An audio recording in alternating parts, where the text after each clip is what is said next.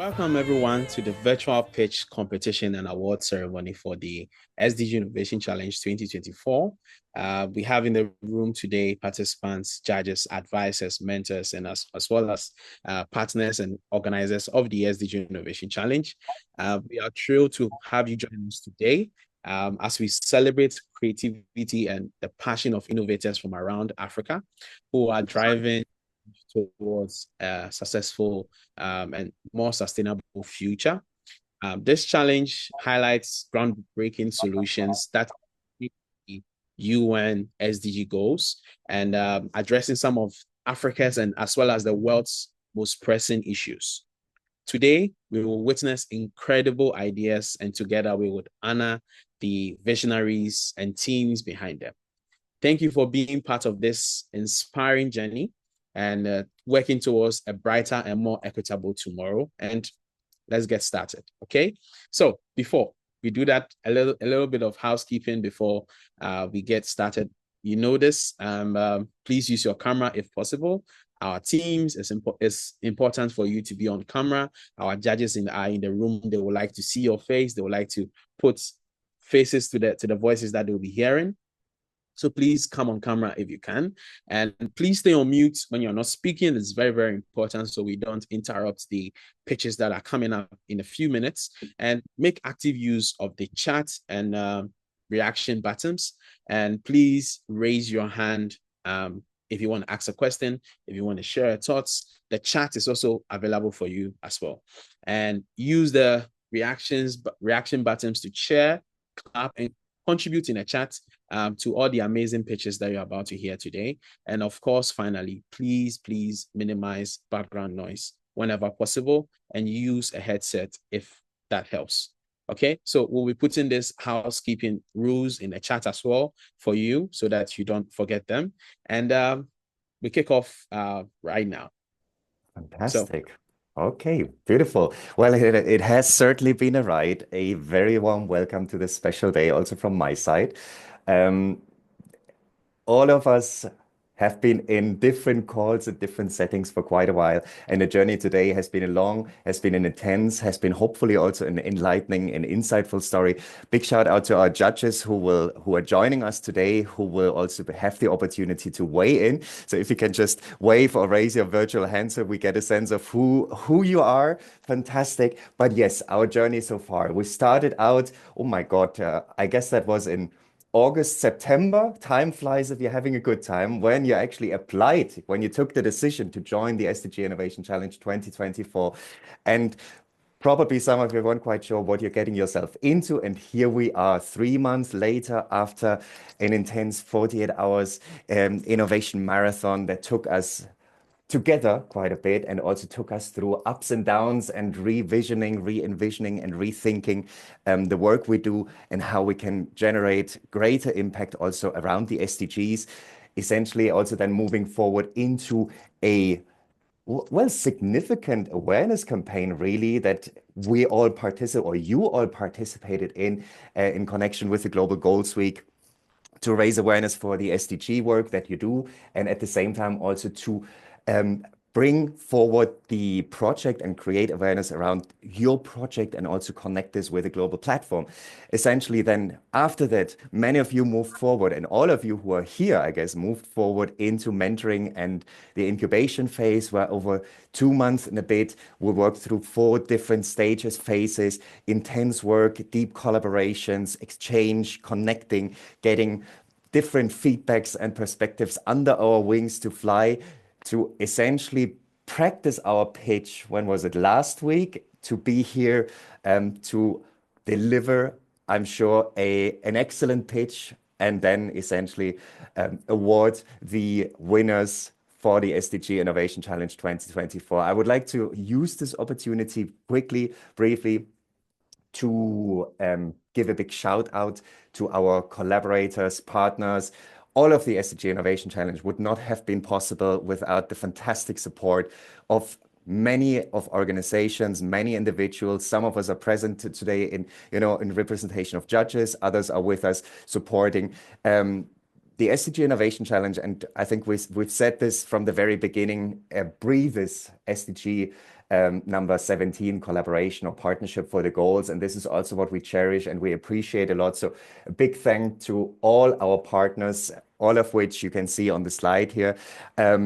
This is an opportunity, and this is also an important moment to consider and to acknowledge that whatever SDG work we do, whatever impact we do, we can never accomplish anything alone. So it's always the opportunity and always the invitation to look for partners, to pool together and to move forward together, because essentially we all follow a bigger goal and feed into a greater purpose. And I guess with that said, Eric, I hand back to you to talk about the most interesting piece, incentives.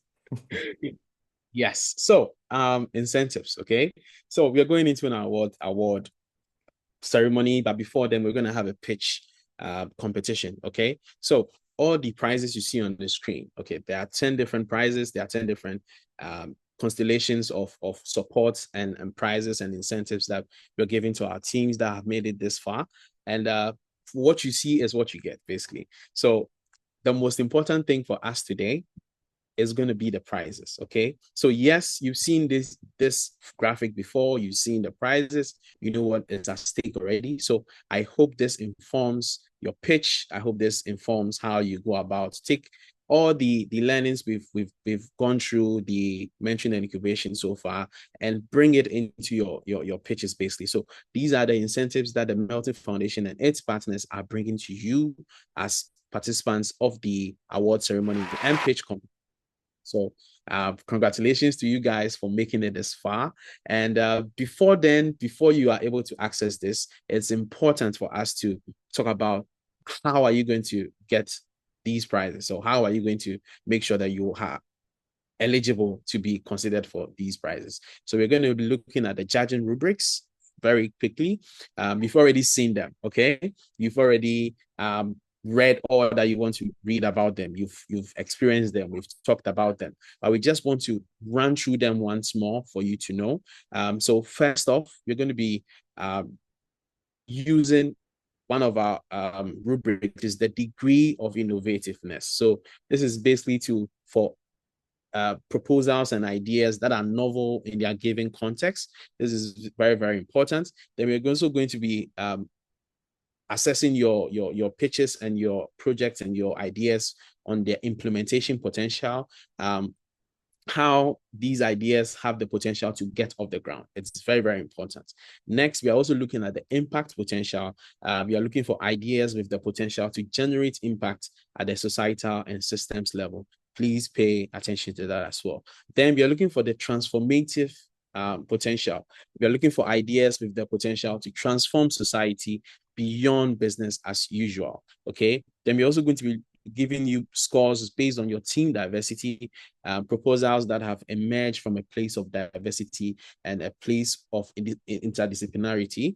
Then finally, your pitch delivery. Okay. So we want to see great pitches, the pitch presentation being on point, a summary of your ideas being clear, and showing some efforts in the making. So this is very, very important for you to take note of. And with that, we move on to the next slide.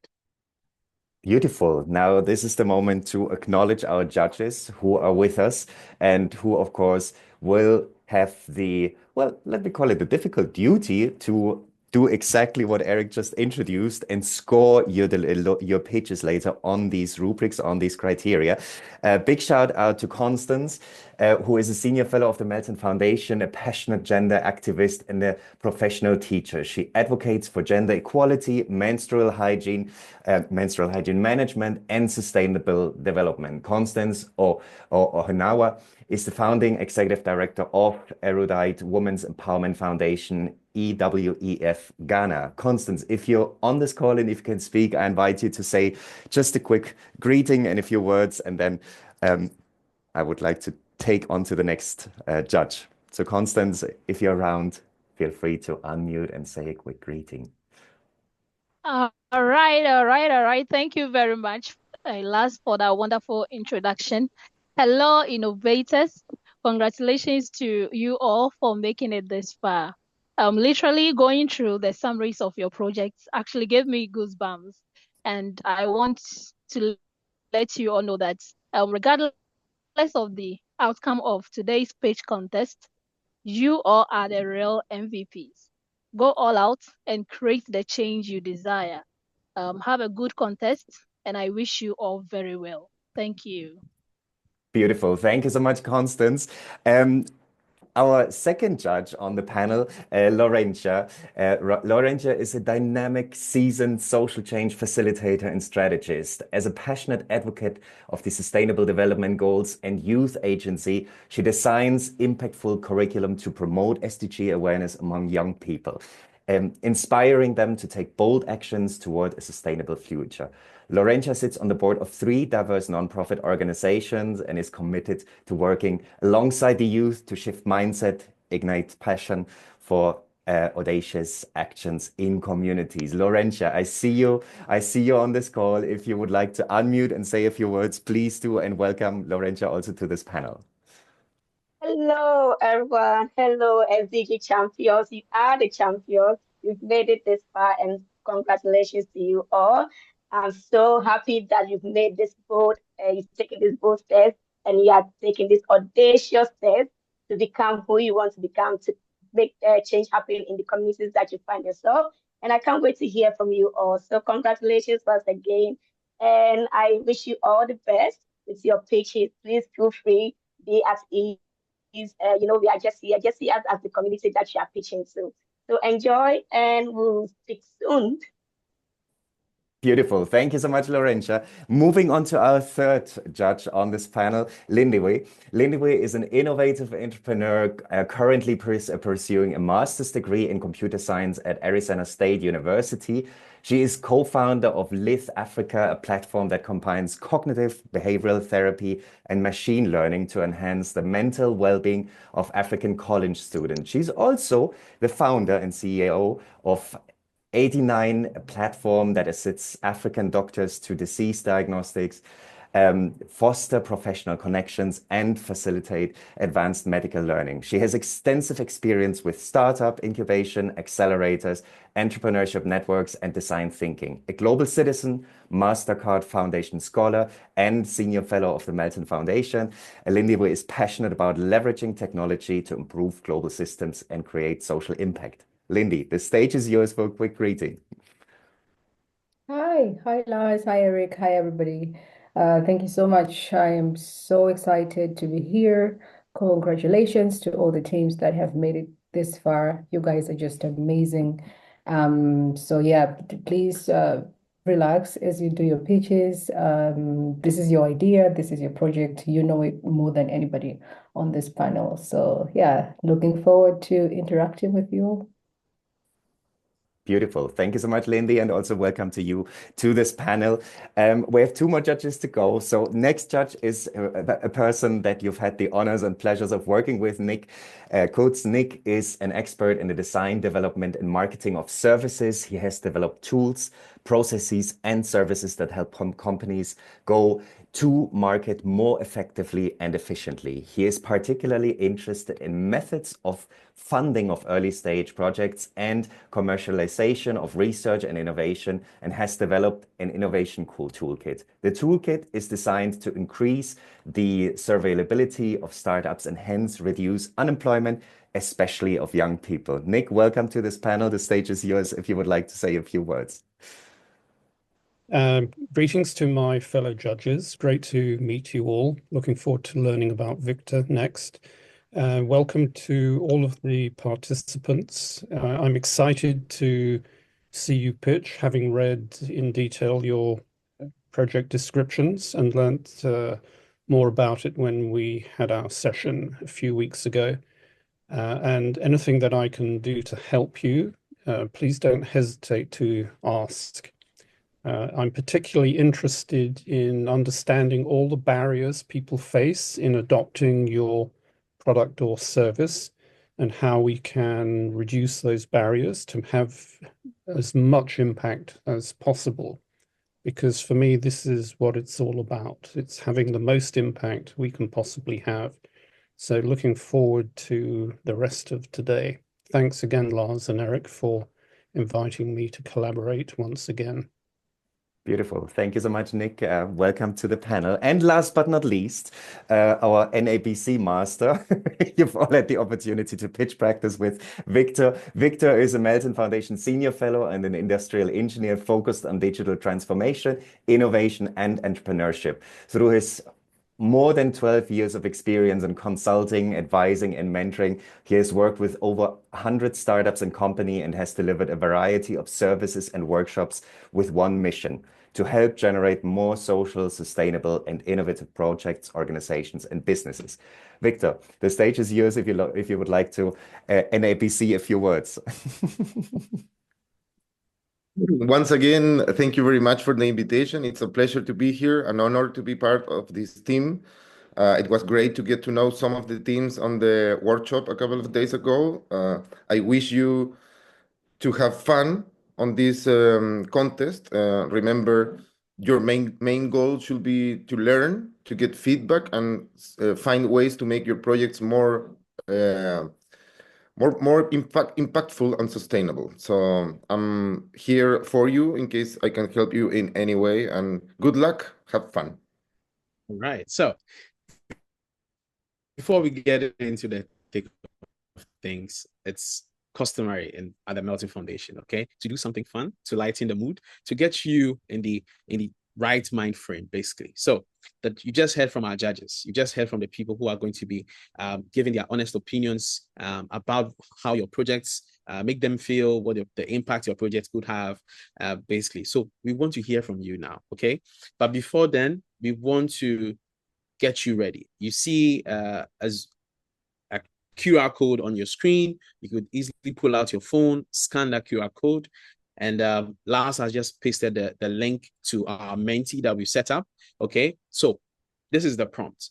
Which 3 words of encouragement would you give to other young SDG innovators in your community and around the world? Okay, so this is an activity for everyone on this call, including organizers, including our judges. All the things you've just said a few minutes ago, please summarize them in 3 solid words, okay? At the end, we will have a plan. We have a plan for this. So please go to the link that has been shared, or you can scan the QR code on your screen and you have access to the site where you could actually put in your 3 words. So we're going to give it this 2 minutes max, okay? So whilst we get this activity out of the way, we will ask our teams to get ready, because right after this activity, we will start our pitches. So you already know the order in which we're going to be pitching, but we'll also be sharing it very soon. So please get ready for our pitches as well. So we're going to give it 2 minutes. So guys, go ahead.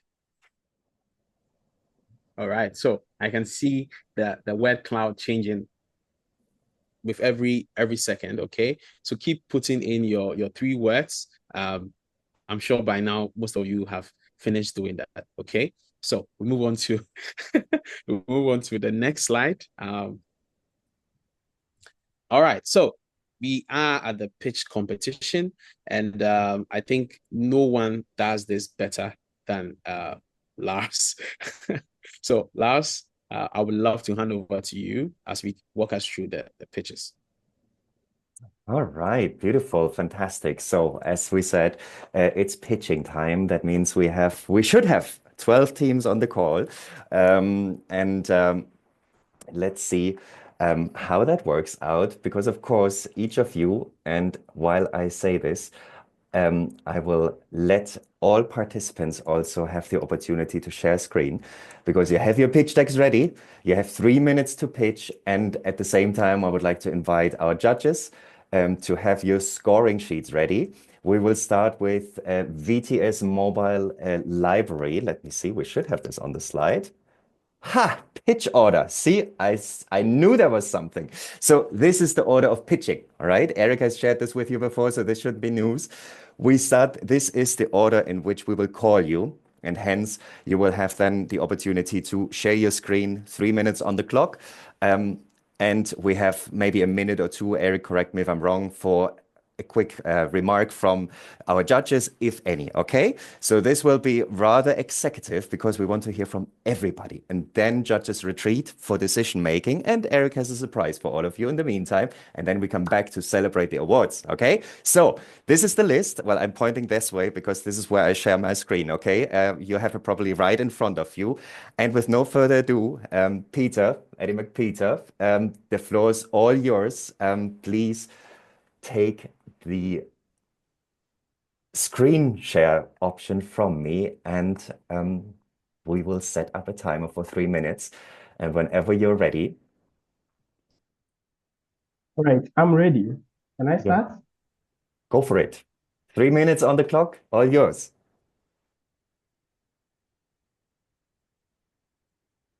UNICEF have shown that there are over 18.3 million out-of-school children in Nigeria, and street children are among the most marginalized. These children without education are actually trapped in a cycle of poverty, and they do not have the opportunity to realize their full potential. For us, we tend to see that there is increase in crime and other vices in the community and society. And worse yet, there are fewer innovators, skilled workers, and worse yet, future leaders. If we do not act now, we will pay the price later. If these 18.3 million children that are out of school were to form a country, they rival the population of countries like the Netherlands. But in a beautiful twist, two organizations, international organizations in the Netherlands, have contributed or donated, taken the lead to donate over 400 books to us, Voice to the Street, to help these children realize their full potential. Now, we are not just delivering these books to these children. We aim to foster a love for learning through community engagement. While our main vision is to have a reconstructed bus that will deliver these books at locations and deliver learning too, we will first start with establishing local book clubs in the community, setting up small reading groups in schools in the community, and also partnering with shops in local shops in the community so that they can have small libraries that they can keep books where children can actually borrow and read. Now, these two places we are talking about, these two organizations are the International School of the Hawk and the Center for African Justice. We target to reach at least 500 children, helping 70% of these children improve their literacy in just a 6-month period. Right now, we have seen some organizations that do what we do, but the truth is that they don't offer flexible on-the-ground services that are specifically for street children. But we are changing this narrative with the VTS mobile library. We have 9 years experience in catering for street child education. So we are going to use proven education and learning techniques like environmental education and outdoor learning, which a 2023 study showed enhance and accelerate children. We are already on track to help over 2,000 children in just 1 year period. Would you love to help us reach our goal of 10,000 children in a 2-year period? I'm sure you would. Thank you. Beautiful. 3 minutes to the mark. Judges, the opportunity is here to ask a question or two. We have 1 minute for exactly that. So if there's any one of you who would like to comment, ask, Nick, please take it from here. Yeah. Thank you very much. I think this is terrific. When is the bus going to be ready?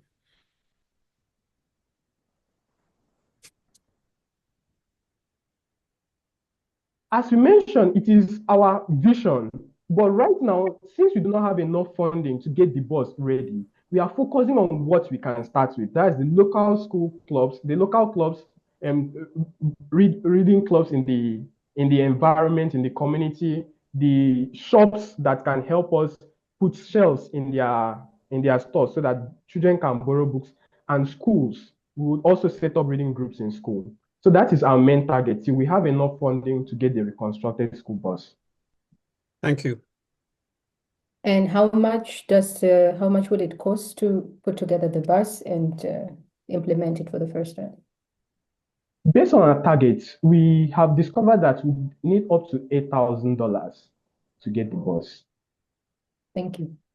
Fantastic. We have a hands up also from Constance. Please take it from here. Hi, Peter. That was a wonderful presentation. You mentioned that you would have to reach 500 plus children in 6 months, right? But I didn't get anything on the number of communities or schools you are looking forward to reaching out within this stated period. Okay, we are targeting 2 schools already in the Makoko community of Lagos State. It's a slum community. So we already have 2 schools that we are targeting with this number. All right.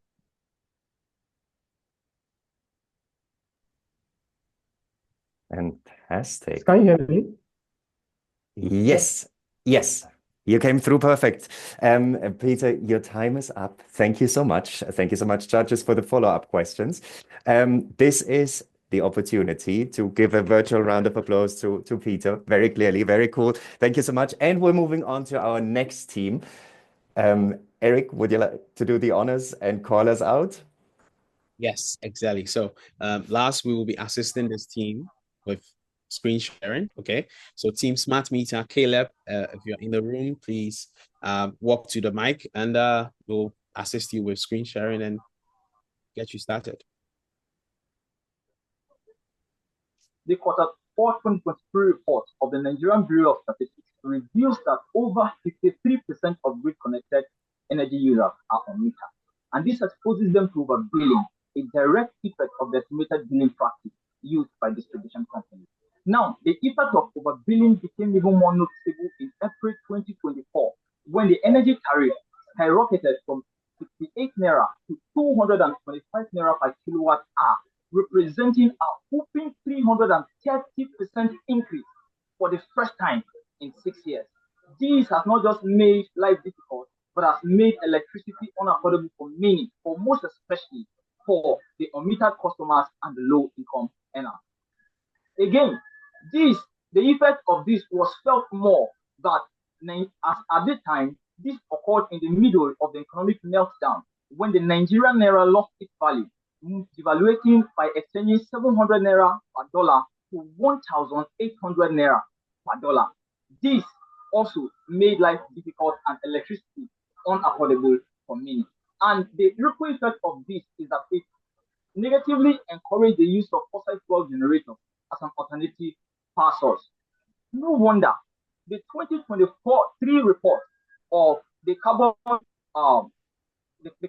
capture data shows that 95% of carbon emissions from Nigeria in year 2023 were from fossil fuel generators. This is outrageous and calls for urgent attention from everyone, not just Nigeria, not just Africa, but the whole world at large. Now, looking inwards to solve this problem, Team Smart Meter is developing an indigenous solution that does not only meet or metering needs, but also incorporate cutting-edge technologies such as artificial intelligence, AI, Internet of Things, IoT, and data analytics to provide streamlined recommendations that help consumers to cut down their costs. And we are doing this in collaboration with the Nigerian government and the distribution company. Now, beneficially, this project is set to benefit the consumers in that it provides real-time visualization of their energy consumption, also enables remote access control of their appliances. In addition, it helps consumers to cut down their costs by at least 20%. And to the distribution companies, it will help them to save at least 30% on monies lost to energy theft. For they have reportedly been losing over 30 billion naira monthly to energy theft. Competitively, the smart energy meter solution, which incorporates the anti-energy theft detection system for distribution companies and cutting-edge technology, is a game changer and is unique and clearly sets the smart energy metering solution well ahead of other metering solutions in Nigeria. Thank you.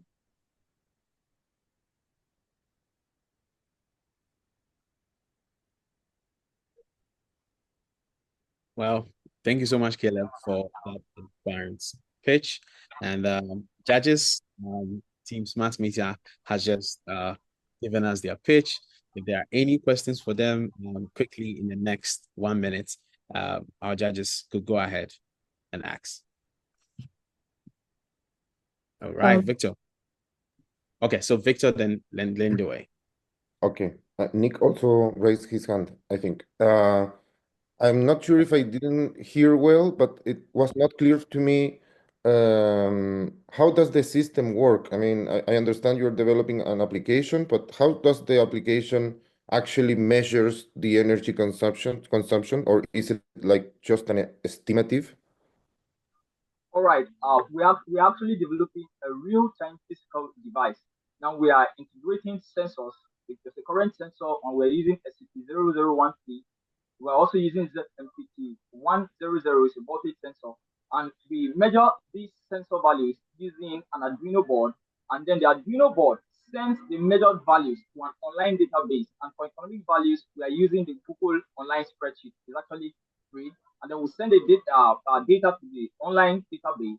And then the mobile application raises a fetch request from the database, fetches the data, and then presents it to the user from his mobile device remotely and anywhere in the world. Thank you. Thank you. All right, lend away. I think for me, in terms of implementability, right? How exactly are you going to implement this? And have you built a prototype? And when you do, how much does it cost? All right, so we are implementing it. In fact, we have completed at least 30% of the work already. We have built a meter already, and we are taking readings. So now we are still at the software development aspect, and then the next phase, which will not commence, is going to be the integration of the software with the built hardware. So for this project, it's going to cost us 40,000 naira to build the project. How much is that in dollars? Okay, if you convert that to dollar, that should be about $25.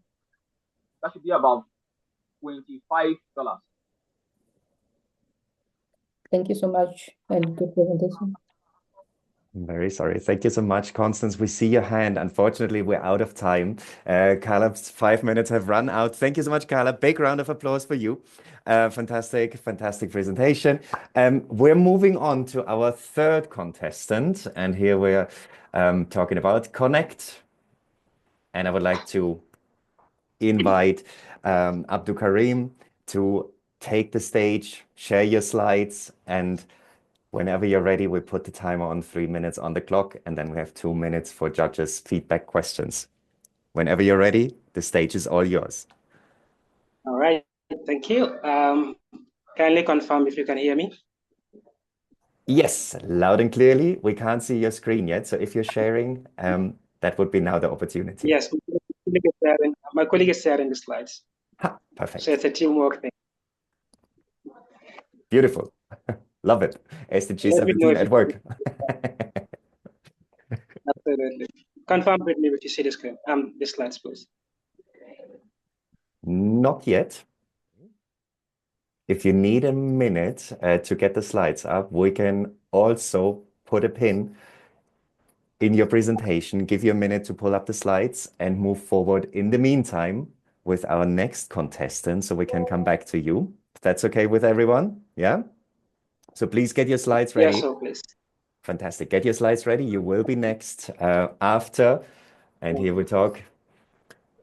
EchoFly. I saw your lip reading, Eric. Over to you for EchoFly.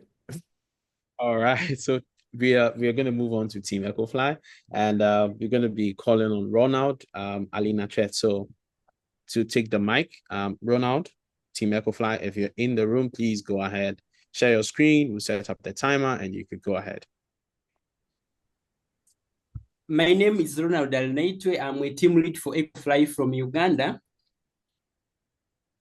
EchoFly is tackling a growing challenge of EchoFly is tackling a significant challenge facing 90% of Ugandan livestock farmers, which is the inconsistent supply and high cost of nutritious feed as reported by National Agricultural Research Organization in 2024. This not only limits farmers' productivity, but also affects income and food security. EcoFly transforms organic waste into affordable, consistent, and high-quality animal feeds using black soldier fly larvae. EcoFly is driven by one mission to transform waste into wealth.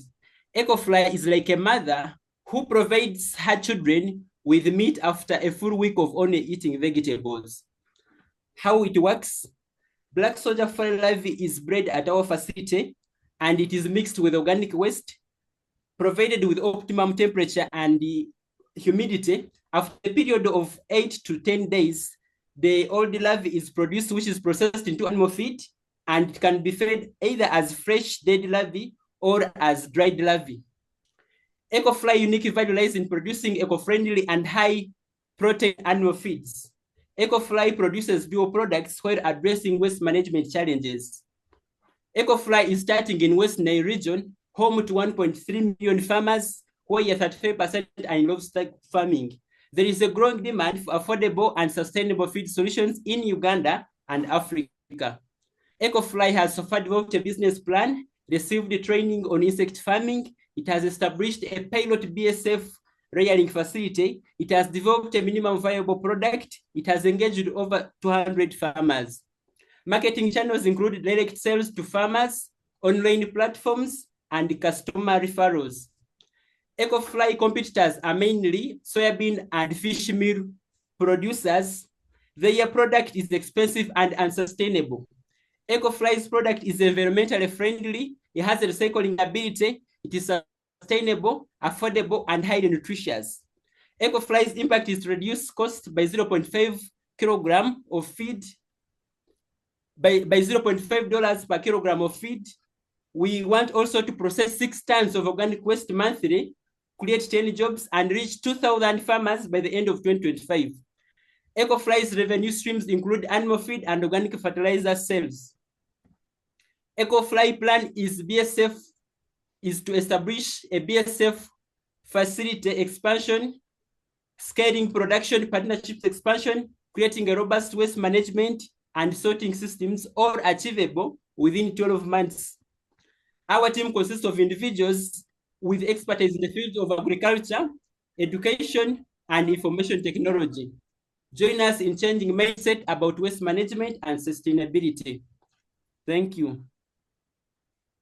All right. Thank you so much, Ronald. And that was really, really close, but you managed to get it done. And then, guys, let's give a round of applause to Ronald.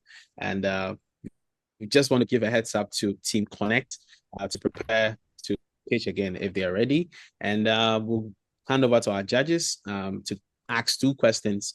Any other questions will be put in the chat. Our teams could attempt to answer them. All right. So, judges. All right, Nick. Thank you. I think this is a great initiative. How many farmers will you be able to supply once you are in production within the first 12 months of production? We shall supply 2,000 farmers. Thank you. Yes. I don't have a question. I want to say it was a very clear presentation, easy to follow. So thank you, Ronald. Thank you. All right. So, and that's it. So, Team Connect, are you ready now? Abdul Karim, are you guys ready? Yes, we are. Okay. So please go ahead and share your screen right this minute. Can you please share the screen? Our slides on your end, because my friend's laptop is actually failing right now. We have power outage here in the Gambia, and it's really affecting us a bit. Okay. Okay. So we can see your screen, and last we put in up 3 minutes for you. Very soon. So once you see the timer. So let's go.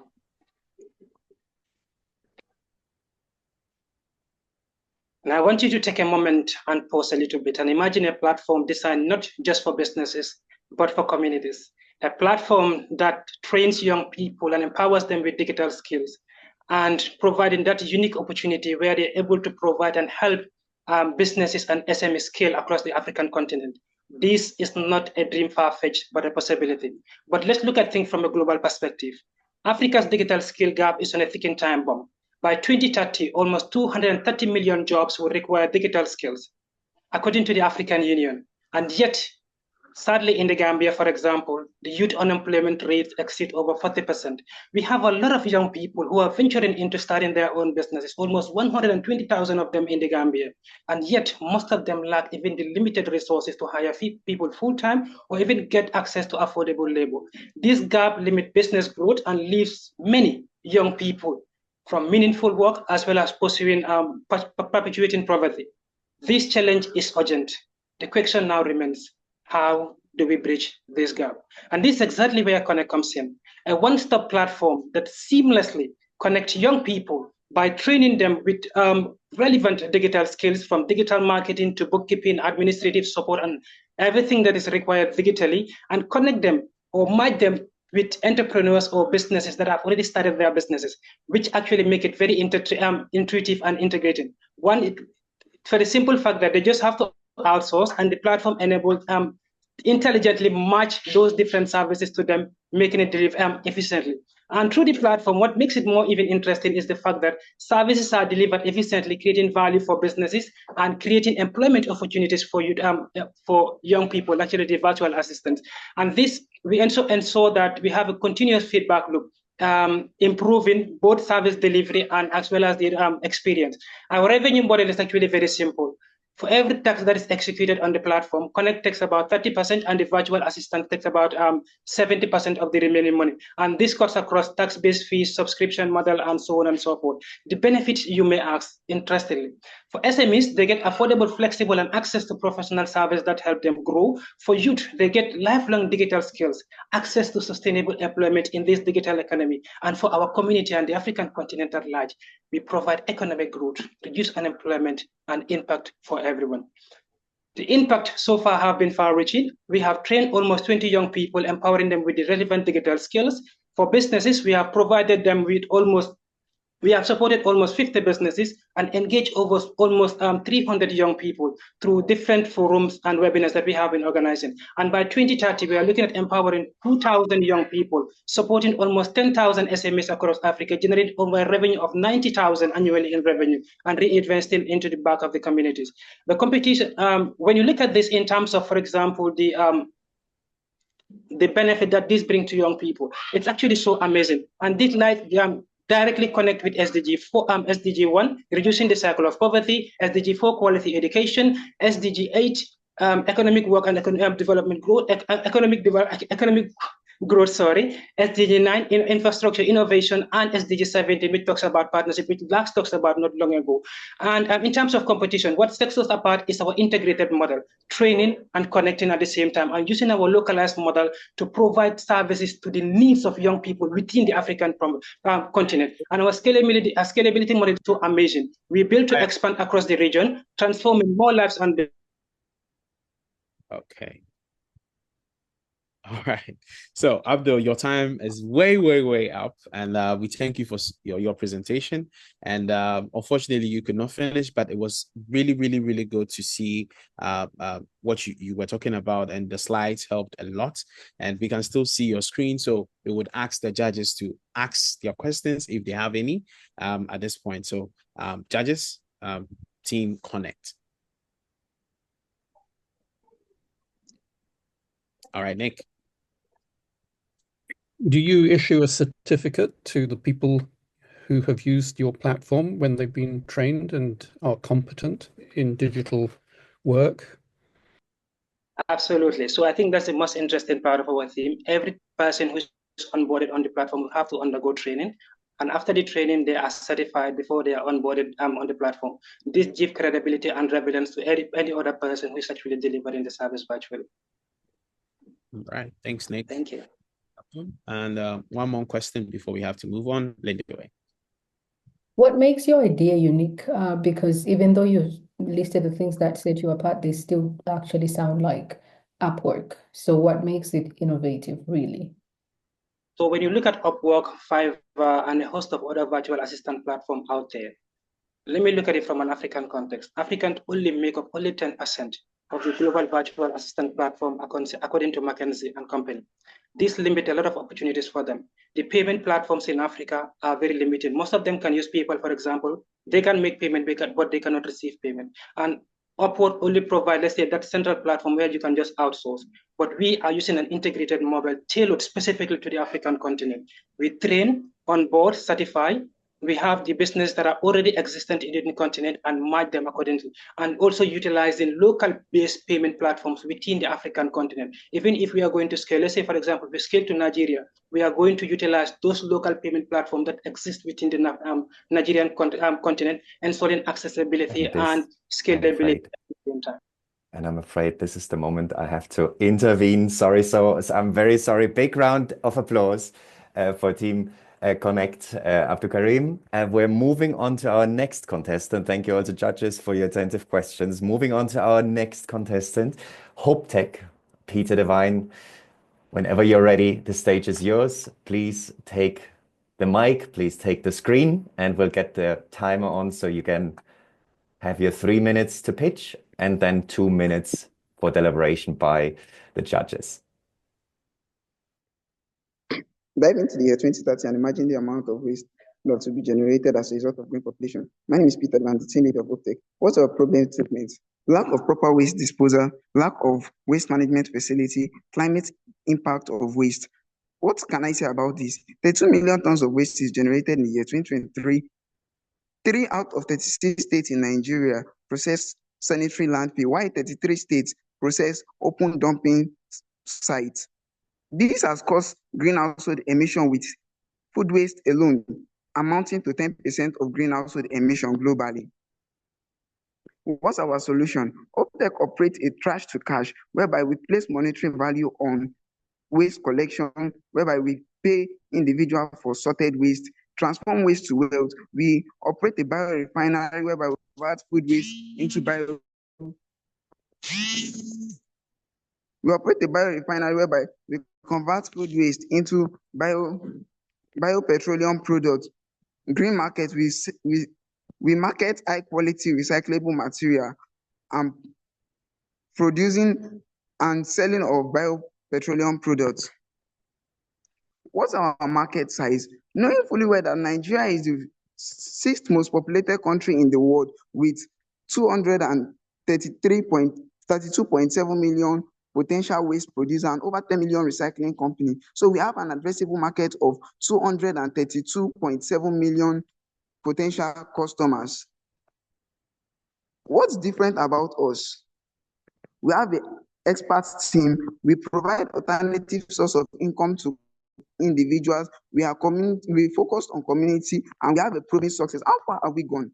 Optech has completed biorefinery by 70%. We have completed biorefinery by 70%, 40% of green market and waste collection prototyping stage completed, and automatically we have completed 55% of our prototyping stage.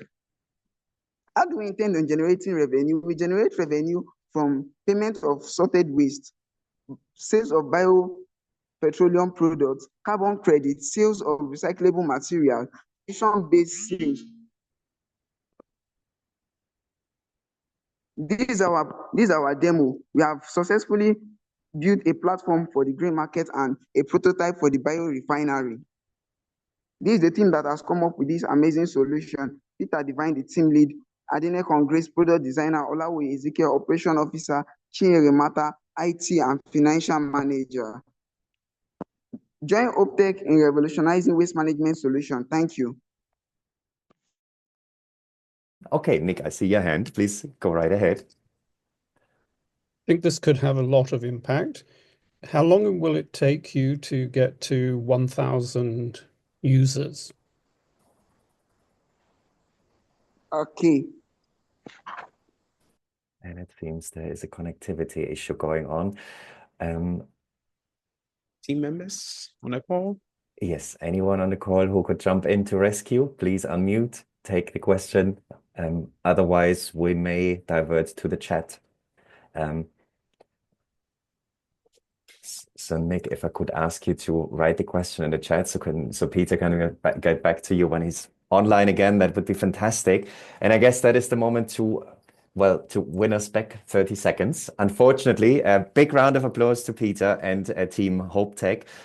And on to our next contestant, Eric. Yes, so we are almost midway into our pitches, and we'll ask Team Happiness NG, Yvonne, to step to the mic. And Yvonne, I see you on the call. Please go ahead, share your screen. Whoever is presenting on behalf of your team as well could do that. So Yvonne, I see you. Share your screen. Good afternoon. Yeah, we're doing that.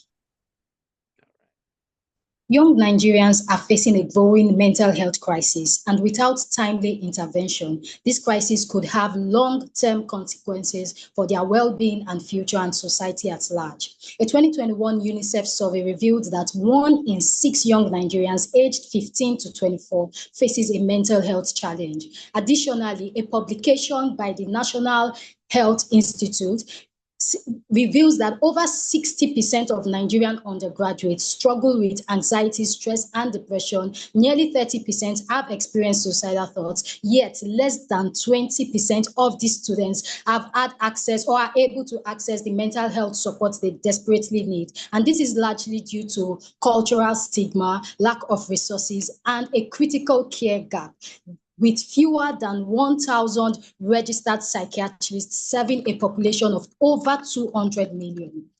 Clearly, the mental health system in Nigeria cannot meet the needs of these young people and leaves many of them vulnerable to preventable crises. Our organization, Happiness NG, is working to bridge this gap through our digital wellness platform called the GLE app, which offers culturally relevant mental health support, which is tailored for Nigerian undergraduates, particularly first-year students who are navigating or trying to navigate the challenges of transitioning into a new and demanding environment. Any student with a smartphone can access this platform, and there are basic features that are free to use, and you can unlock premium features with added token.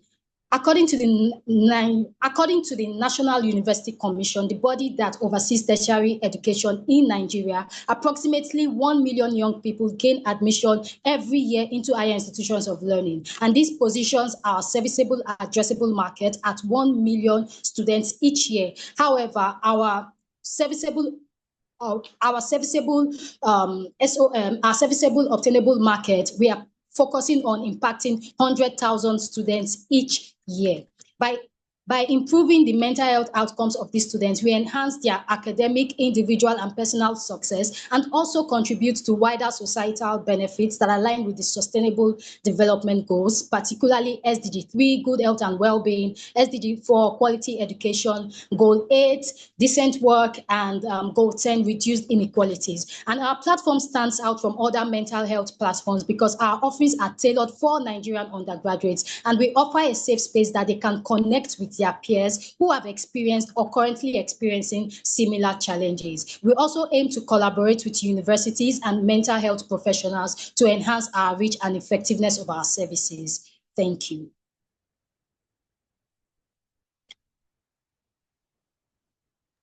All right. Thank you so much, Yvonne, and congratulations to you. Our 2 minutes for our judges to ask questions have started as well. Judges? All right, so Lindy, please go ahead. Then we have Nick as well. Thank you, Yvonne, for your presentation. My first question to you is, obviously, I don't know if you said this and I missed it, but what have you done so far? And then I think a second, just quick feedback is I couldn't see the slides. They are very far and the text is so small. So if you can also maybe zoom in on the slide that you're talking about, that would be good. Thank you. Okay, apologies for the slides. So to answer your question, what we've currently done, we've currently served over 3,000 people. This digital wellness platform is an idea that we launched during this program because prior to now, we have serviced, our target audience have mainly been undergraduates and high school students. But because high school students are not able to access post-support training, we decided to focus our attention more on people that have Sorry. mobile Yeah, and can sorry. access Just training. to help you answer, can you show us the slide where you showed the prototype that you said you've launched? Did you put that on? Oh, no. We do not have a prototype at the moment. I said this idea, this particular Glee app was formulated on this in this program. Prior to them, we've had physical training sessions with undergraduates and high school students. And then we decided to narrow our target audience because the high school students are not able to access post-training support. Thank you. Okay, so we ran out of time, but we'll allow Nick to ask the question. And please, Yvonne, you can answer in the chat. Constance, you can also ask.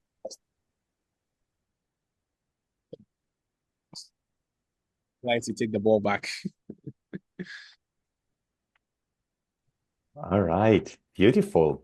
Thank you so much, Yvonne, Team Happiness. Big round of applause. We're moving on to our next contestant. Judges, if you didn't get to ask your question on air, please type it in the chat so that we can still collect answers. Moving on to our next contestant, number 7 out of 12, Agro Yield. Gladys, this is your calling now. The stage is yours. The mic is yours. Please share your screen. And whenever you're ready, we'll put the timer on and take it from you.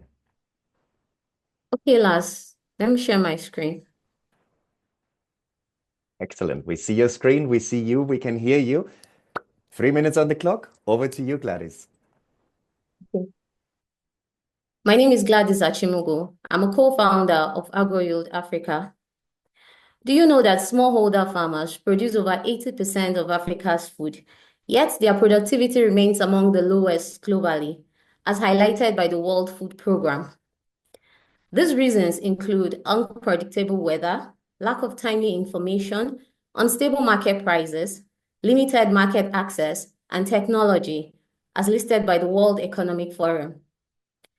Agro Yield Africa is solving this with Yield AI, an AI-powered app built to empower farmers with cutting-edge technology. The key features of Yield AI is the AI-driven crop pest and disease diagnosis tool, where a farmer simply takes a picture of the plant and it gives diagnosis and treatment recommendations. Hyperlocal weather forecast, which is tailored to each farmer's location for up to 7 days ahead to make informed decisions. Real-time market prices to ensure farmers sell profitably. Market linkages gives farmers direct access to market. The farm management tool to track costs and farms' daily record. Digital village savings and loans to provide savings and loan facilities to farmers. With Yield AI, farmers can boost productivity by 30% and increase profits by 20%, as shown in the research by the International from the International Maize and Wheat Improvement Center. It shows that the AI-powered tools like Pest Predict have improved maize yields by 25 to 30% in East Africa. With reference to the Agritech market report given by Fortune Business Insights, the Agritech market was valued at $19.4 billion in 2021, with a projected annual growth rate of 12% over the next 5 years. We aim to capture a significant share in this rapidly growing sector. We are projected to reach 100,000 farmers by 2025, starting in Nigeria and expanding through Africa. Our revenue model is our subscription-based, affiliates revenue, trading fee, and outsourcing fees. Unlike our competitors, Yield AI integrates weather forecast, AI diagnostic tools, market access in a single user-friendly app. With a team of industry experts, we are committed to transforming agriculture by empowering smallholder farmers who are the backbone of Africa's agricultural food system. An investment in Agro Yield Africa is an investment in Africa's food security and economy. Thank you.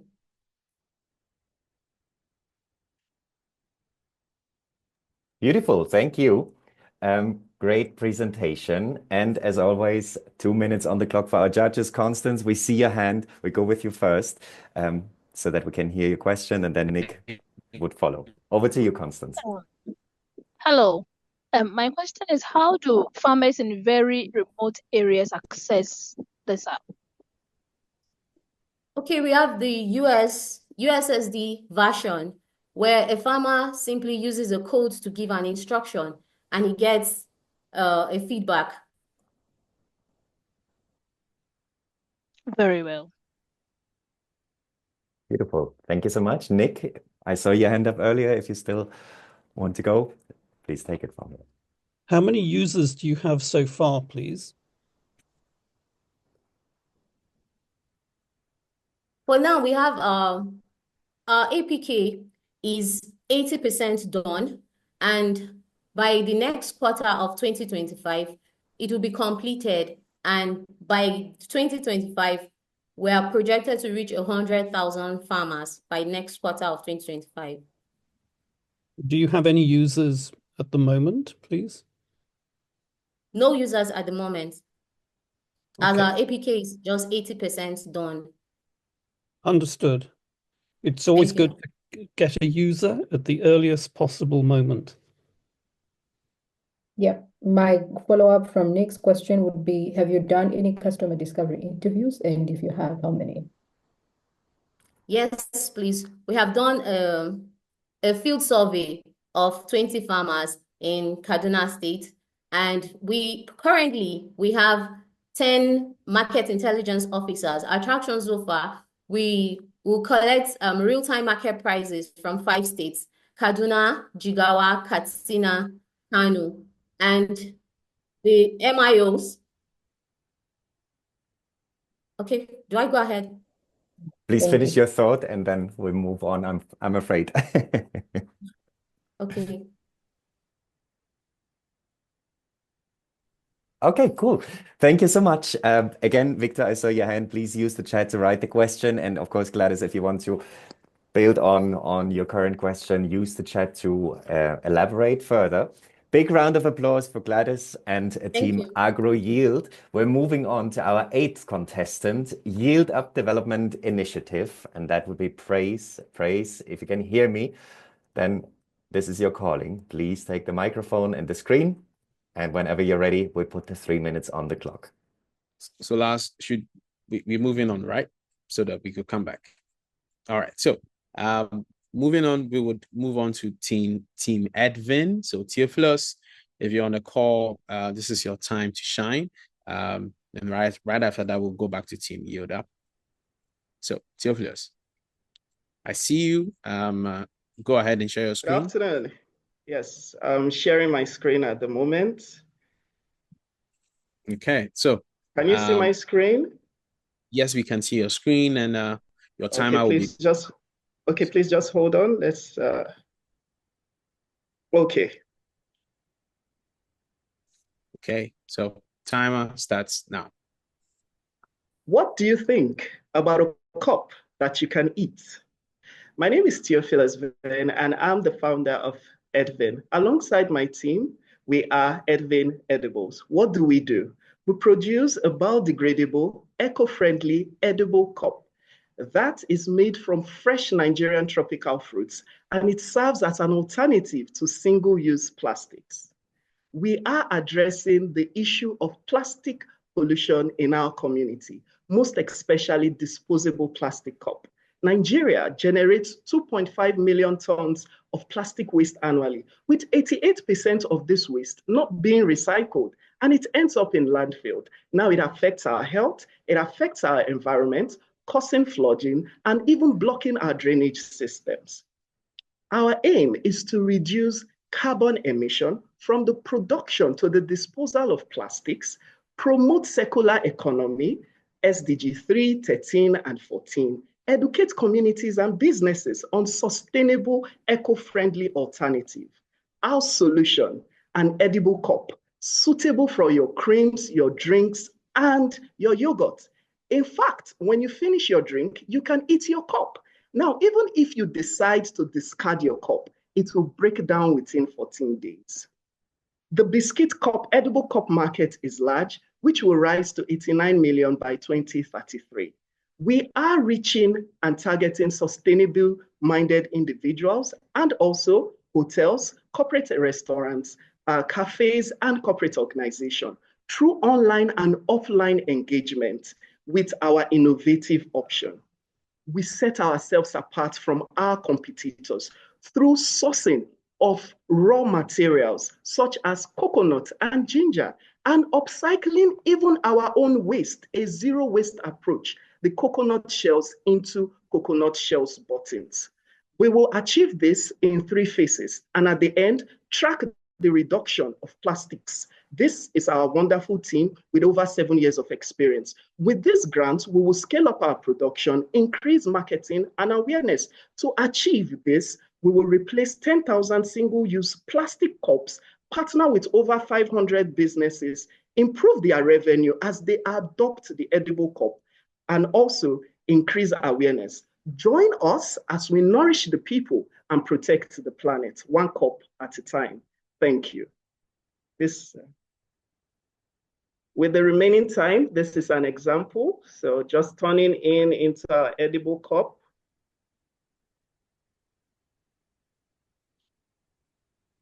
Okay. Thank you.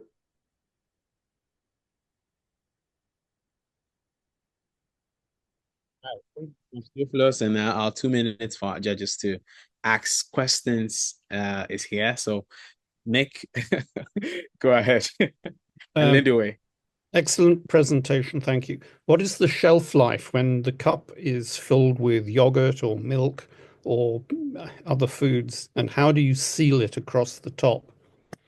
Okay, thank you very much. I would start with our packaging. So this is our edible cup, and this is how it is packaged.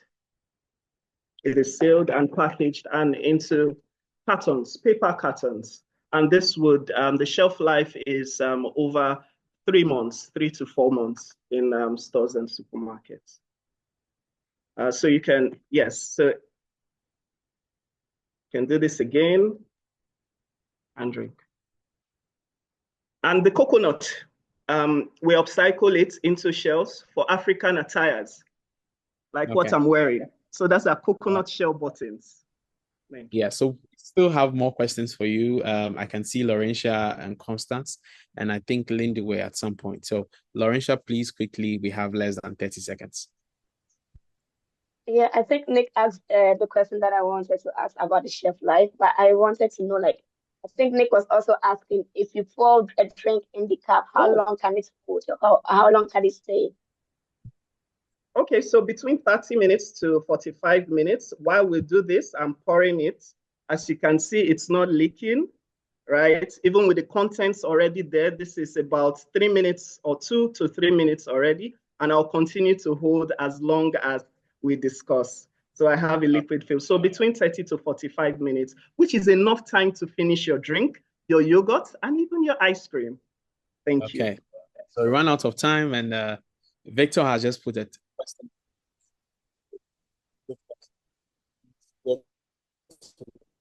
And answer the question if you can. Constance as well as Lindy Way. Lindy Way has also added her question as well. And Lars, we should be ready with YODAP's presentation. Please let me know if you have it down. Okay, so I don't think they're on the call. All right, so I think it's fair to move on, right? Okay, so next we have Team Empower here, and Nancy, if you're on the call. Nancy. Sure, I'm just sharing my screen, so give me a moment. Please let me know if you can see my screen. Yes, I can see your screen. Yeah. Okay, thank you. Hi, everyone. My name is Nancy Nyaleso, and I work with Empower Her Initiative. Through our menstrual health programming, we work to advance menstrual equity in Kenya by manufacturing of period products, provision of menstrual health education, and our revolutionary menstrual health e-wallet, dubbed Dignify, which is the first of its kind globally that improves the purchasing power of period products in communities. Did you know that despite having sanitary pads in different stores, still 65% of females in Kenya cannot afford sanitary pads? The current model requires that you make an upfront payment for you to be able to obtain a product, and this is very restrictive and burdensome. Empower works to bridge this gap through our menstrual health e-wallet that enables registered users to make flexible payments for period products of their choice from as little as 0.05 USD a day, and then they redeem the aggregate value using our digitized smart cards or wristbands. So our products within the wallet are very affordable. The price is slightly lower than that of the market. We're also providing a financing mechanism for period products. This is also a one-stop shop for a variety of female health and hygiene products, and our technology is user-friendly as it can be accessed via any type of mobile phone used via a USSD code. 67% of our sales comes from 67% of our revenue comes from sale of products, 27.5% from development partners, and 5.5% from service fees that we charge. Over the past 1 year, we've been able to distribute 12,073 period products, enabling more women and girls to have periods with dignity because they have access to period products when they need it. We've also educated over 21,000 people on menstrual health, and by 2026, we seek to onboard 100,000 more menstruators for them to be able to access affordable period products of their choice through our digital wallet. So we'd like to invite you to partner with us either in kind or in cash, or by mentioning our name to individuals or organizations with a shared vision. And to the judges, I'd like to invite you to make an investment that will transform the life of a Kenyan girl or woman for good, because they'll have access to period products of their choice when they need it. We have a competent team to run our operations, and so we thank you, and we invite you to also follow us on different pages at Empower Her Initiative on all social and digital platforms. Thank you. Thank you so much, Nancy. And that was very, very straight to the point. We still have some time, but we'll ask our judges to come in at this point, and great job presenting on behalf of your team. Judges? All right, Nick. I would like to connect you with Sarah Collett, who has developed a small watch which allows users to track their menstrual cycle for young girls. Thank you. I really appreciate that. Okay. And there you see the magic of the SDG Innovation Challenge, and it's worth more than a prize, I would say. So any more comments from our judges? We could also put the questions in the chat as well, because I can see people answering questions in the chat, which is great. Team Yield Up, we want to give you one more chance to step to the mic. It doesn't need to be the team lead. Anybody in the team should be ready to present. So Michael and okay, so you're sharing a presentation. Yeah. So your time starts in a bit. So once you see the timer, please go ahead. Okay, thank you very much.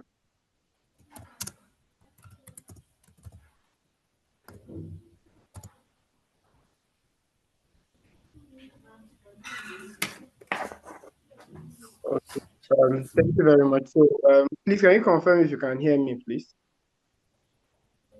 Yeah, go ahead.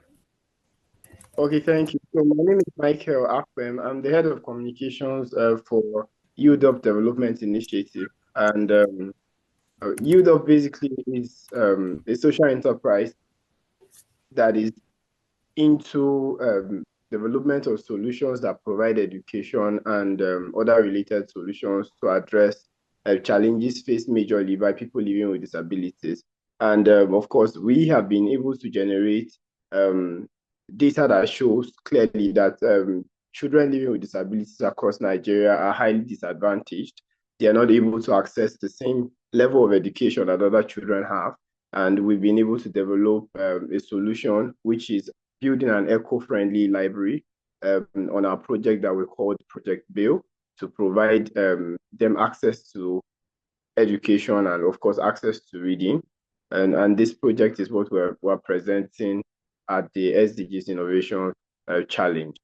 We've been able to put together resources that come from, of course, plastics, which we know are very difficult to degrade. Instead of having them litter and cause issues around the environment, we've been able to harness them and then convert them into products that can be reused. From making flower vessels, we train children in terms of being able to make flower vessels, to do other things with these plastics. And we're able to also build accessible learning hubs like libraries for them, where we're able to build eco-friendly libraries for them in communities across Benue State, for them to be able to read and have access to other opportunities.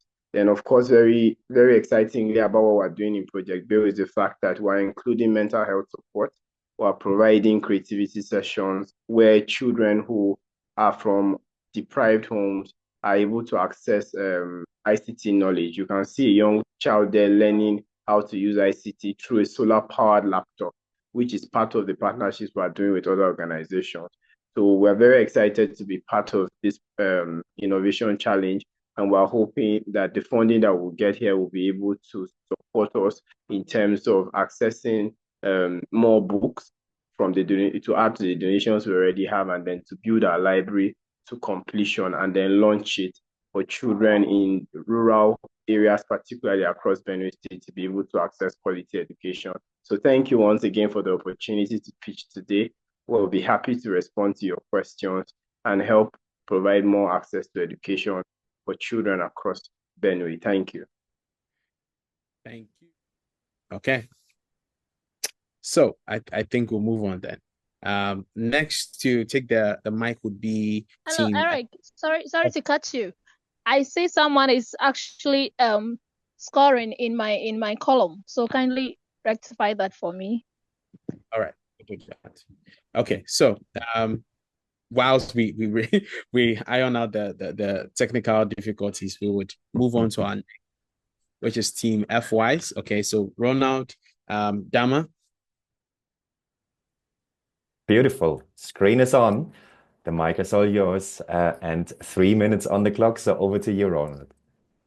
All right. Hi, my name is Ronald Dama, and I'll be pitching on behalf of FYs. I'll be pitching on EcoBrick, a brigade from Municipal West and Sustainable Woodland. I was not alone. I was working with a team, and here's my team. Thank you. We're all graduates of Sustainable Energy Systems. First of all, Malawi, a land known for its astonishing beauty, faces the challenge of deforestation. Heavy reliance on charcoal and firewood for the cooking and heating contributes immensely to the depletion of the country's forests. Our solution is a brigade. It's nothing new, but the way we are tackling this issue is what is going to be a wow for you. Over 80% of the population use the aforementioned traditional fuels. The country is contributing immensely to the release of harmful greenhouse gases. Loss of 33,000 hectares of forest yearly, and there is a lot of problems associated with the respiratory system and death due to the smoke that they inhale. Also, Malawi is facing a challenge of low electrification rates, whereby we have less than 25% population connected to the grid, which is expensive and unreliable for most families to use for cooking. So there's a dire need for a fuel that is cost-effective, readily available, whilst posing minimal negative impacts to the users and the environment. Our approach, as I said, is what is the most innovative factor of our project. We are going to use 2 raw material supply models, whereby we will take municipal organic waste from waste collectors, and we'll have a wood farm, whereby we'll be harvesting our own wood that we'll be using in our briquette. So the benefit of using our briquettes is that they support the sustainable development goals. As I said, SDG number 7, first and foremost important, affordable and clean energy through using the waste and making an organic fuel. And we are supporting the climate action by being environmental friendly and having a sustainable value chain, whereby we're using anything organic and nothing inorganic will be used. And we'll be employing others. So we're supporting SDG 8 and SDG 3 through reduced air pollution. Our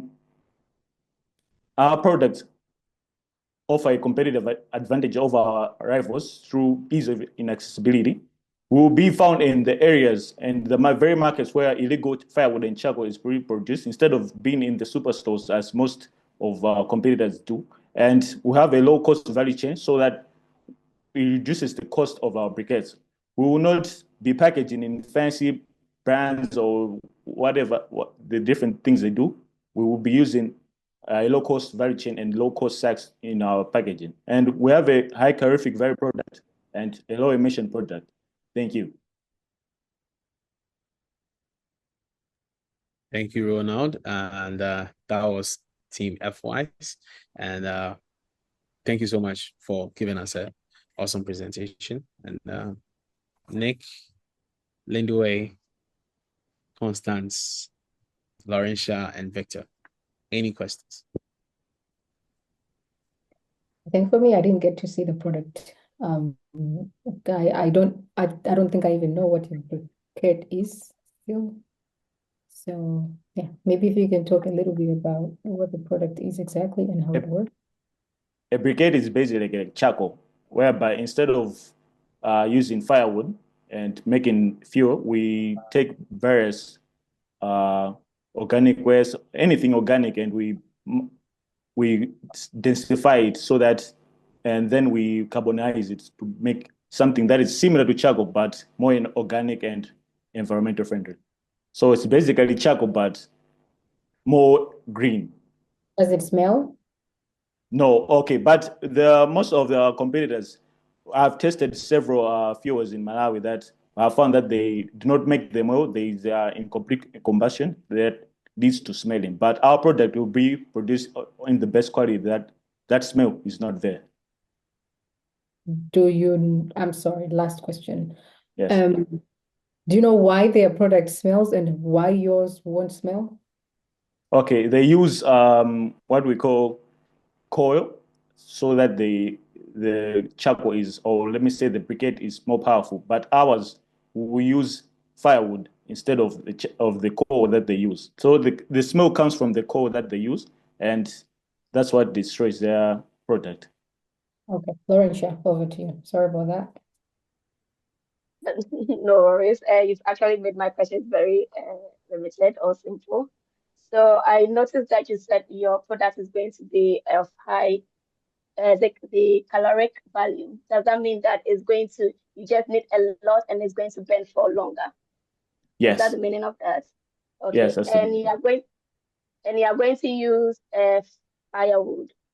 So that means you'll be using the process of wood burning. We will not necessarily be using the process of wood burning. Rather, we will be mixing the organic waste, and we will chop the wood that we will be growing into small pieces, and we'll be combusting using machines. Because using the traditional methods, it drives up cost, and it does not lead to complete combustion, which leads to emissions, high emissions, and different kind of problems that are associated with the traditional fuels. Yeah. All right. Thank and you. This is last question. This is smokeless Right. or is going to be like less smoke? Come again? Is the briquette smokeless or less smoke? Okay. Anything organic, once you burn it, there's going to be smoke at the very start. I will not lie to you. But the thing is that we'll produce it in a way that the smoke is only minimal and it will only be at the start when it's starting to burn. But once it fully burns, there will be no smoke going on. Yes. Fantastic. Thank you so much. A lot of detailed question. Appreciate it. Team Earthwise, Ronald, big round of applause for your pitch. We're approaching the finishing line. Last but not least, last contestant, Medic for All, Joseph Divine. If you're here, if you hear this is your calling. Please take the microphone, take the stage whenever you're ready. 3 minutes on the clock. And we're eager to hear. There you go. Hello? Can you see my screen? Yes, we can see you, we can hear you. 3 minutes on the clock, the mic's all yours. Hello, everyone. Can you hear me, please? Okay. Yes. Okay, so I'm going to start.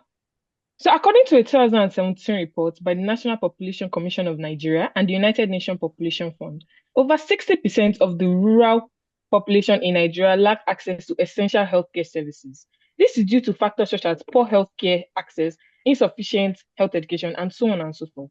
These barriers have resulted in a high mortality rate in rural communities. According to a 2018 study by the National Population Commission in collaboration with USAID and UNICEF, found that over 60% of deaths in rural areas in Nigeria are caused by preventable or treatable conditions. This underscores the urgent need for improved healthcare delivery system and interventions to address the critical health challenges faced by rural populations.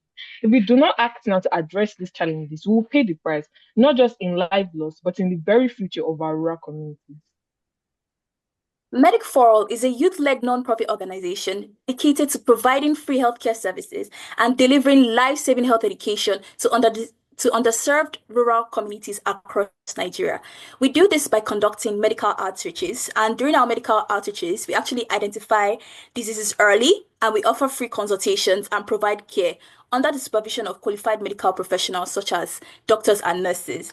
And our medical outreaches are sponsored by crowdfunding and local government leaders. For example, the bags of beans were donated by local government leaders at our last outreach. We also actively debunk health myths and educate communities on preventive health care to improve long-term health outcomes. And we also foster youth engagement, and we plan to do that by partnering with universities and senior secondary schools to establish Medic for All clubs and extracurricular activities. In these clubs, we'll empower young people to contribute to manpower for our outreach programs, scaling our impact across Nigeria. Our benefits span across the acronym CARE. C for critical health education. Medic for All empowers communities by sharing essential health knowledge, by debunking myths and promoting disease prevention strategies. A for active disease detection. We identify diseases early, enabling timely intervention and reducing preventable complications. R for resource-free health care services. Medic for All ensures access to healthcare for underserved populations by offering free consultations, treatment, and medications. Engagement with communities. We collaborate with communities. We collaborate with healthcare services. And by doing this, we foster engagement with communities and everyone. Medic for All competes with other healthcare-focused non-profit government programs and private organizations in Nigeria. But what makes us different is our strong focus on inclusivity, making healthcare accessible to all, regardless of financial capability, direct collaboration with local communities, youth-led initiatives that empower your young people to actively participate in healthcare delivery, and provision of free healthcare services to underserved communities. This is our team. Join us at Medic for All. Together, we can ensure healthcare is not a privilege, but a right for everyone. Because at Medic for All, healthcare isn't just for some, it's for all. Thank you. Thank you.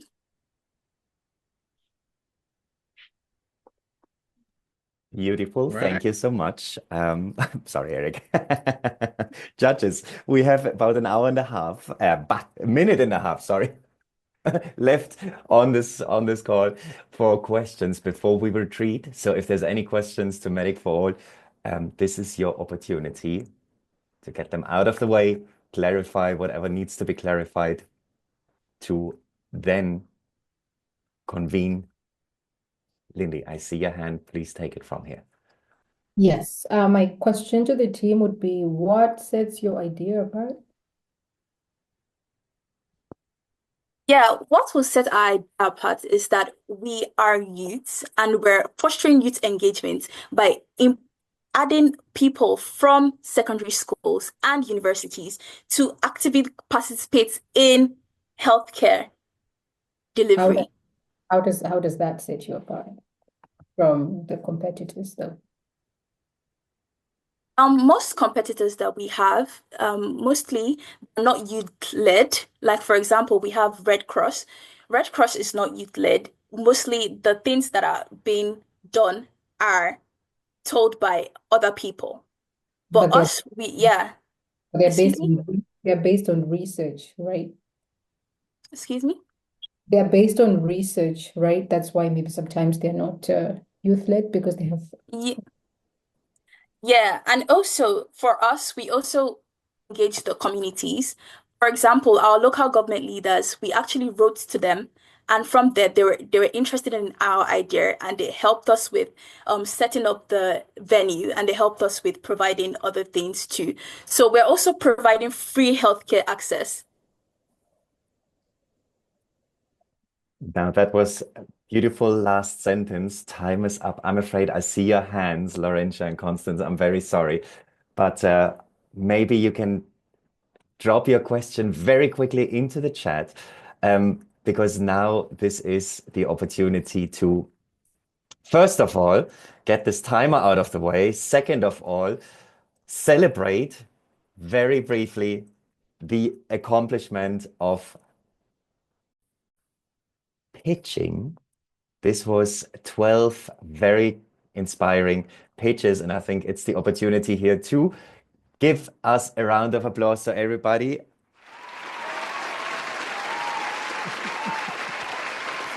wonderful, wonderful, wonderful. Very quickly, because of course we're running a little late and we want to honor everybody's time. So judges, what happens next is very important. Thank you, Eric. Because we will retreat with the judges to consolidate scoring and to identify the winning teams. In the meantime, Eric will have a surprise for everybody. And when the judges will be ready in approximately 10 minutes, we will convene here for the award ceremony. So judges, please accept the link into the breakout room. We have about 10 minutes to consolidate scoring. And everybody else. Looks like our judges are back, and it took them a while to make a decision. And I'm sure we are all anxious to hear what the results are, how well we did, how amazing we did, basically. And I just want to say to all the teams, to make it much more seamless, because we are a little bit behind time, please, in the background, agree on one person who will just come, say a few words if your name is mentioned, quickly, then we can move on to the next category. So thank you so much, guys. And Multi Foundation Africa is here to stay. Reach out to us, reach out to us on our official new website, and we're happy to work with you, and looking forward to all your amazing comments and projects as well. So Lars, and I hand over the reins to you at this point. Wow, you said it, Eric. It was no easy task to come to a conclusion, but the judges have managed, and we will go through the different award categories, and we want everybody to give a big round of applause when we announce. And as always, as Eric mentioned, just a brief word from the teams. And of course, we also would invite one of the judges for a brief word as we go through. This is the conclusion of the SDG Innovation Challenge 2024. It's been a road, it's been a steep road, and all of you here are fantastic. And to those who are taking away the awards today, that is, of course, a significant recognition of your work. And at the same time, it doesn't mean that we're not recognizing everybody else. So please keep an eye out. We want to feature you. We want to connect with you going forward. We want to, also like Eric said, leverage Multi Foundation Africa for support. And with no further ado, I would like to invite the first winning category, pitch delivery, which comes with a prize award of 500 USD. And the award goes to Team VTS Mobile Library. Team, feel free to unmute briefly, give a quick shout out, excitement. And I would also like to invite one of the judges. Thank you so much, guys. Thank you so much, everyone. Congrats. Thank you so much. Thank you so much, Victor. Thank you, Eric. Beautiful. Dear judges, any word of advice, encouragement, observations that you would share with Peter, with the team VTS Mobile Library as they move forward?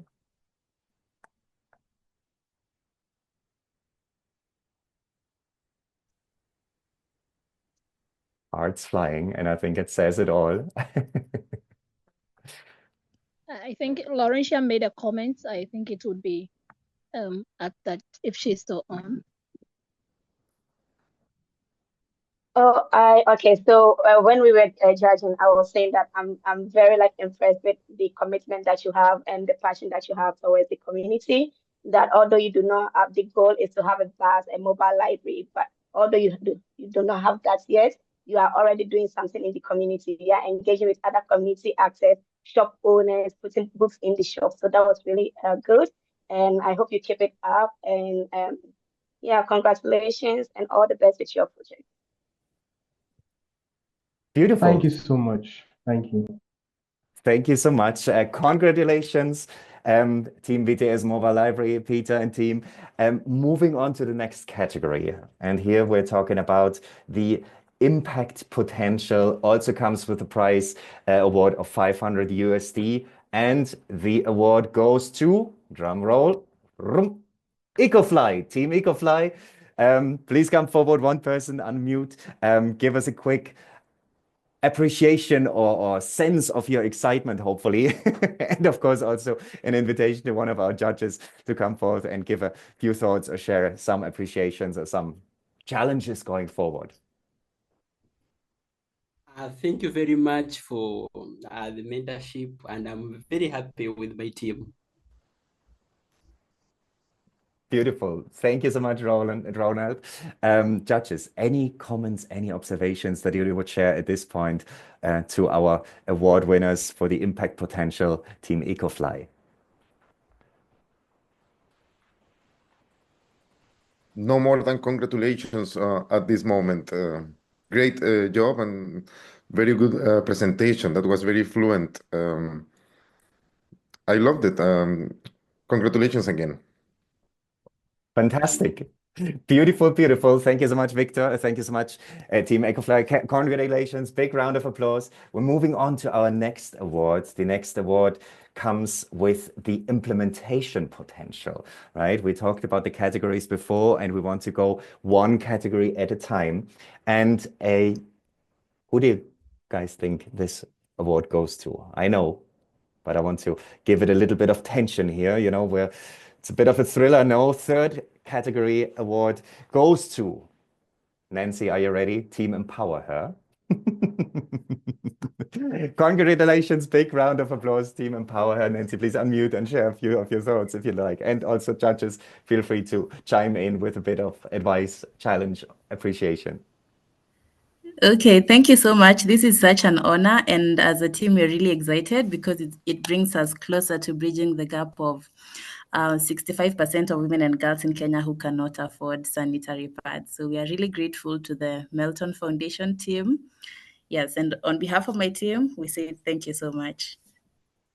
Beautiful. Thank you so much, Nancy. Congratulations, judges. Anything you would like to say at this point to Team Empower Her? Hello, Nancy. Congratulations to Team Empower Her for coming out with such a bold solution to eradicating period poverty. I would love to connect personally because that is what we do at Erudite Women's Empowerment Foundation. So looking forward to connecting and sharing best practices so that you can fine-tune your proposal and then scale your impact. Congratulations, Nancy. Beautiful. Thank you so much, Constance. As Eric said, that's the power of the SDG Innovation Challenge. We connect, we build bridges, we collaborate. Thank you so much.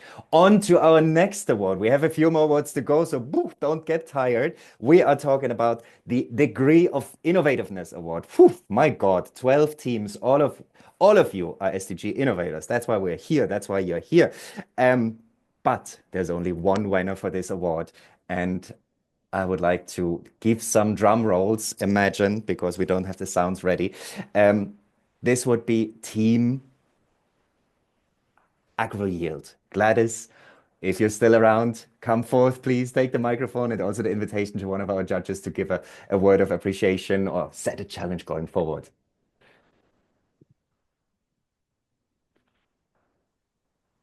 Thank you so much. Thank you so much. Thank you so much. At this SDG platform, thank you for this honor.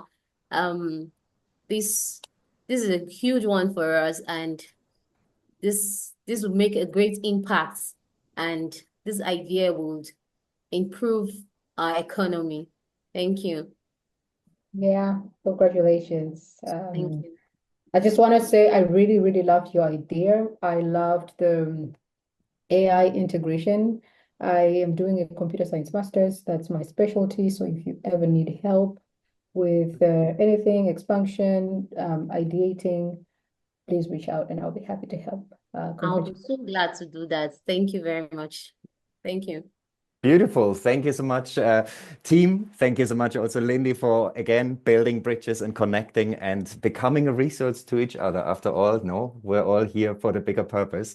Moving on to our next award, the transformative potential. Now we're, business as usual, very clearly is what we want to overcome. So we want to transform also, and have been looking at who that team could be for this award. Again, one winner.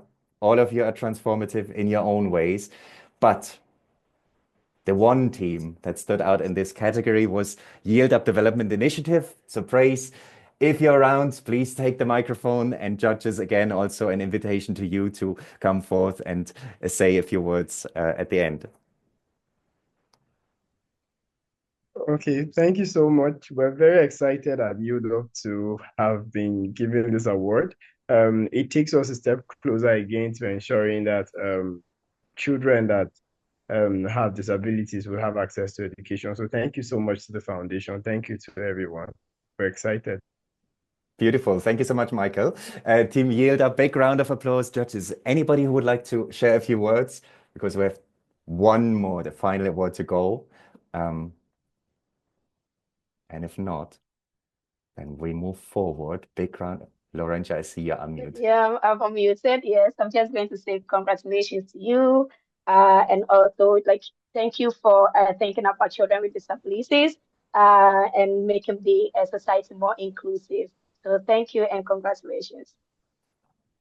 Beautiful. Thank you so much, team. Last but not least, winners across categories, 1,000 USD. And that was a difficult choice. And at the same time, we had to make a choice. So teams, SDG innovators, judges, so there's no big surprise. But Theophilus, are you ready to take the award? Team Edwin, please step forward. This is your award. Big round of applause. And over to you. The microphone is all yours for a quick word. Well, we are so excited. Thank you very much for giving us this opportunity. Thank you to Milton Foundation Africa. Thank you to SDG Innovation Challenge for giving us the opportunity to provide food that nourishes the people and also protects the environment. We are extremely grateful. Thank you for the opportunity that we can replace give a solution that replaces plastic pollution. Thank you. We are so excited. And on behalf of my team members, we say thank you very much. Beautiful. Thank you so much, Theophilus. Thank you so much, Team Edwin. Well-deserved judges. Anyone who would like to say a few words to the team before we move on with our concluding remarks? Yes, I would like to congratulate Theophilus. I really enjoyed your attitude when presenting. I think also showing us the product live was impactful. I do have to say that there is a lot of competition for you. There's a not little amount of organizations that are producing this type of products, but I think you did choose an important and relevant issue. So my invitation will be to continue innovating. Okay, congrats again. All right. Okay, I'm just going to comment on what from what Victor said. Like, you should continue innovating. Well done. It was a very great presentation, very relevant area that you chosen, and I wish you all the best. The only thing that I'll add that would kind of like aid you when it comes to like continue learning and innovative is that when you presented your packaging, there was a single plastic wrap around the cup, which I think maybe going forward, because you want to eradicate the use of single plastic, you would have to find another way of packaging the edible cup in the box. So that's just one of the comments that I will have for you. But congratulations and all the best. All right. Congratulations, guys, and shout out to all amazing 12 teams. And like I said before, the judges came in, you are all certainly winners. and all the other incentives apart from the prize monies is open to all our innovators on the call today. And we expect you to take advantage of this opportunity to stand on the shoulders of these opportunities that we are offering to you.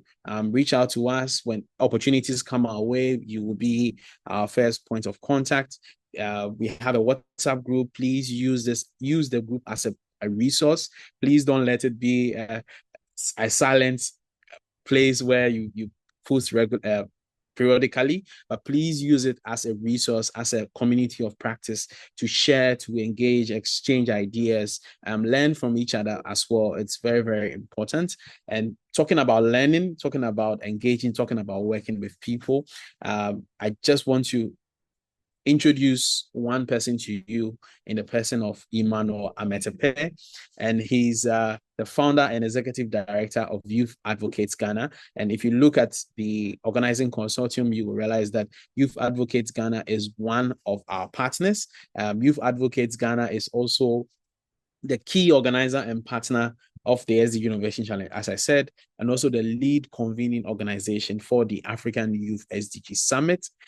So, Emmanuel, thank you for being with us on the call. We're happy to have you today and to hear your remarks to the teams. Right. Thank you very much, Eric, and good afternoon, colleagues from Ghana. It's a great honor for me to join the call and to witness all the presentations from the various innovators. I want to thank you for the time and also for holding on to this important project over the years. I want to congratulate the Mountain Foundation and the organizers for always being on point and holding on to the creating opportunities for young innovators across Africa to innovate around the SDGs. I think it's very inspiring to hear all the presentations from the various innovators, and congratulations to all of you, and especially to the winning teams for the ideas that you have created. First of all, I want to say that this is really important, especially for the few years left to the SDGs implementation.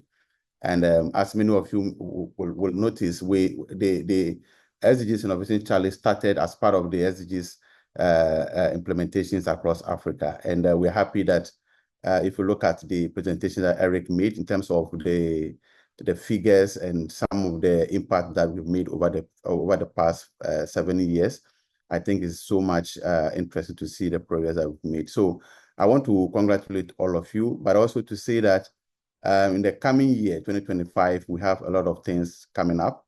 One of them is the fact that we are planning to host the next African University Summit in Uganda. Well, it's not official yet, but I just want to mention that we are still engaging with the stakeholders, and it will be next year's summit will be one of the most important moments for us, because it's going to be happening around the same time that the UN will be hosting the African Regional Forum on Sustainable Development. And then so we are expecting quite a number of people from different countries to attend. And I think it will be very interesting to have some of you come along to share some of the work that you are doing. And so we are going to be engaging with the Mountain Foundation, Eric, and Lars to explore the possibility of bringing some of you into that forum, because also the forum will focus on innovation, entrepreneurship, and all of that. And I think that is quite in alignment with what we are all doing here. So I want to congratulate all of you and also to thank you for your time.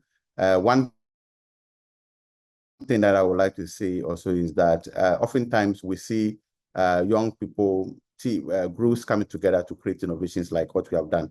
But we want to encourage that it should not end here. This is not the end of the road. This is actually should be the beginning, so that you guys can stay together, work together over the years, and then we'll be able to have moment to share, experiences, and also to share the work that we are all doing together. So I want to thank you all, and I wish you all the very best in the work that you do, and congratulations to all of you. Thank you so much, Emmanuel, and it's refreshing and amazing to hear all the plans that we have in the pipeline for SDGs across Africa, and possibly for some of you here on this call. And we'll be keeping in touch with you all. And talking about social media, sharing is caring. These are our hashtags. You know these. You interacted with them during the SDG Innovation Challenge. We want you to take a screenshot, want you to share your experiences on this call throughout the SDG Innovation Challenge. Winning teams, we want you to go out and advocate for the SDG Innovation Challenge, because that also makes where we'll be able to secure more resources for teams that will be coming after you and in the future as well. So please, these are the hashtags. Please go forward and highlight your high moments and your low moments and all the experiences you've had in the SDG Innovation Challenge as well. So it's really, really important that we do this and we keep socializing the SDGs. And with that, we've come to the end of our award ceremony. It has been an amazing 2 hours and almost 30 minutes of interaction, sharing, and I'm so happy that we are here. And as you can see on your screen at the beginning of the call, we asked you to put down 3 words of encouragement you will give to innovators in your community and around the world. And these are the results, basically. So we had 74 responses, and I can see very boldly, audacious and don't give up. Okay. So exactly what I would leave you with today. Please don't give up. Be audacious. Have audacity, like to be able to go out into the world, to be able to further your solutions, further your ideas. We want to see all 12 projects that made it this far in other circles. We want you to tag us. We want you to let us see the progress that you're making, because we will be following your progress as well. We will be asking for updates. We will be sharing with you all resources that come our way that you might be suitable for. So please be on the lookout. Please be on the watch out for the Melting Foundation. And it has been an amazing 3 months on the SDG Innovation Challenge. And I'm happy to know you. You're happy to know me. Please connect with us on social media. Follow Melting Foundation Africa across all our channels. And a few next steps would be to confirm the prizes and award details with our teams. So this will mean that we'll reach out to you with details and instructions on how you can access your awards and the details you would need to be able to facilitate this, and the agreements, and I will issue you with an award letter as well that has all the information that you need on what this prize means, on what it can be used for in your projects, basically. We'll be uploading this session on YouTube, so feel free to share it after it's uploaded. We'll be sharing the link with you as well. And yeah, we'll be going forward to share or showcase your pitches and your projects from today all the way into next year. So please don't be surprised when you see us featuring your project on our Instagram, our LinkedIn, and as well as Twitter handles, giving you more impact. We'll be getting in touch with you to have the social media handles of your project so that we can be able to tag you and so on and so forth. So it has been an amazing 2 hours, and I want to thank our judges again, and all of you for being on the call for so long. And thank you for all the impact you are making. And with you, I know that by 2030, we'll be able to make a huge, significant dent in the targets of the SDGs. And I'm so thankful to you all once again, and enjoy the rest of your day. And with that, we are out of here. Goodbye, guys. Thank you so much, everybody. All the best. Take care and bye-bye.